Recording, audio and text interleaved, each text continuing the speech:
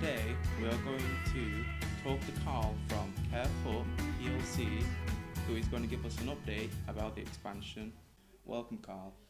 Thank you for having me. Thankfully, you managed to come to our interview and be able to know more about the expansion than what we've known before. How far are you through the project? We're currently in week 27 of 50 weeks.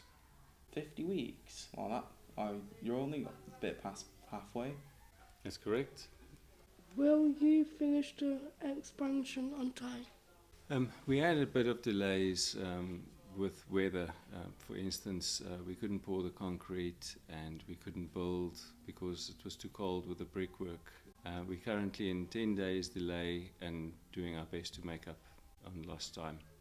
Can you list some of the milestones that you passed? Basically, the foundations, that's a big milestone. The pouring of the ground floor slab and the first floor slab. And then the steel was also a big milestone that we did. Which one have you not reached as of yet? Well, we just reached water tightness. That's a big milestone to me. That's when the building is watertight and there's no rain coming into the building anymore. How many classrooms will they be? We've got 4 classrooms per floor, so in total there will be 8 classrooms. But there's also additional rooms that we're doing, like the plant room, and there's a reception area. So there's more than just the classrooms that we're doing.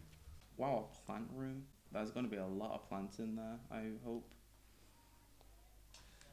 What is the overall cost of the expansion? The construction cost of the building is between 3 and 4 million pounds.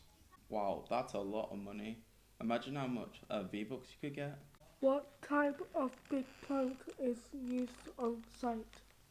The biggest plant we had was a 150-ton crane that we used to put the steel up. So it was a massive crane that went up in the air. I'm sure you guys saw it when it went over the building. And then we got a 14-ton excavator and dumpers and scissor lifts. I'm really glad that it didn't fall down, or that would have left a giant hole. Speaking of holes, what was the big hole about? I think you're referring to the attenuation tank that we're doing. So basically the attenuation tank is like a retaining vessel for the stormwater drainage. If the system can't cope, the water backs up into the retaining vessel, and then once the water is alleviated off the system, it flows back into the system. How many tons of concrete have you used? We've used 650 tons of concrete so far during the construction. 600 tons just for an expansion? That's a lot of concrete. That's correct. There's a lot of concrete that went into the foundations, and then we also got a load-bearing slab, which also took a lot of concrete. Will there be a car park, and can you tell us how many cars it'll be able to fit?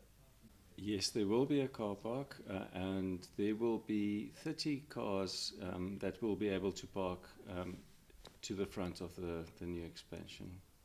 What types of green technology will be a part of the building? We will be installing the solar panel soon, which will be located on top of the roof. So that's one bit of technology that we're going to use. But the building has been designed and constructed in accordance with BREEAM, which is basically energy efficiency design. I'm really glad that we're starting to use more green technology instead of harvesting fossil fuels and damaging the earth. Agreed. There we have it for our update.